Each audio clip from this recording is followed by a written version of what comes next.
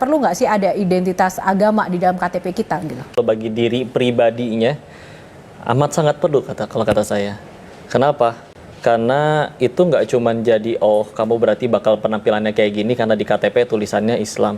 Tapi kan lebih dari itu semua. Pandangan hidup, cara bersikap, cara ngambil keputusan dan semuanya. Karena kalau misalkan nggak ada tuntunannya, kita apa selama ini ngarang gitu. Sedangkan contoh pengen jadi pemain bola aja belajarnya ke siapa? Lionel Messi atau Chef Juna?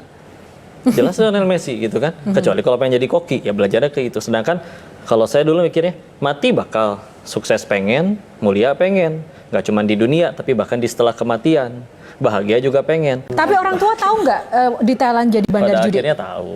Pada akhirnya tahu, tapi sebelumnya nggak tahu. Gimana responnya ketika akhirnya tahu? Kata Nabi itu ciri dosa dua ya. Satu membuat gelisah, dua tidak ingin diketahui orang lain. Maka kalau kita nggak pengen ngasih tahu sesuatu, makanya yang selingkuh, makanya yang para maling di negeri ini nggak ada yang jujur kan. Karena nggak mungkin, alhamdulillah berhasil nyuri uang rakyat 1 miliar kan nggak mungkin. Kan nggak mungkin diupdate di status, ya nggak? Waktu kita masih janin, udah perlu rezeki. Sholat nggak bisa, makan, sholat nggak bisa, kerja nggak bisa. Tapi ibu kita makan sate, pecel, jengkol, pete dan segala macam diolah. Tubuh ngerti mana yang vitamin, mana yang ampas harus dibuang. Dialirin ada yang ke ibunya, ada yang ke si janin. Pertanyaannya, itu janin yang nyari rezeki atau rezeki yang datengin janinnya?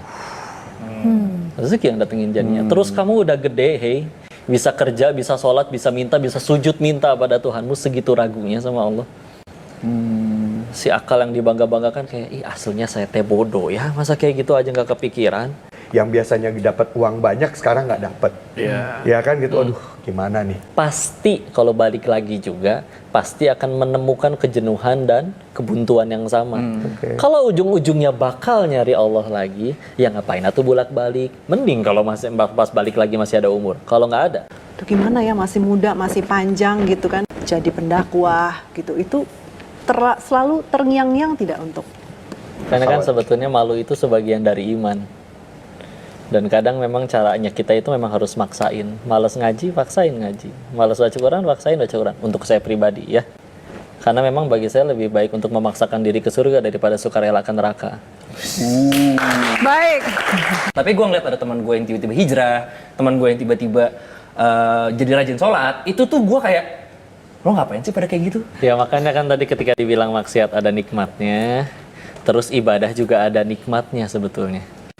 Selagi kita masih di tengah-tengah, dua-duanya nggak akan nikmat. Seumur hidup, seluruh keinginan dikabul. Tapi nggak ada satupun perbuatanmu yang jadi amal. Meninggal bawa apa? Mau berhenti sekarang atau enggak? Karena saya yakin suka tidak suka, mau tidak mau kita butuh Allah.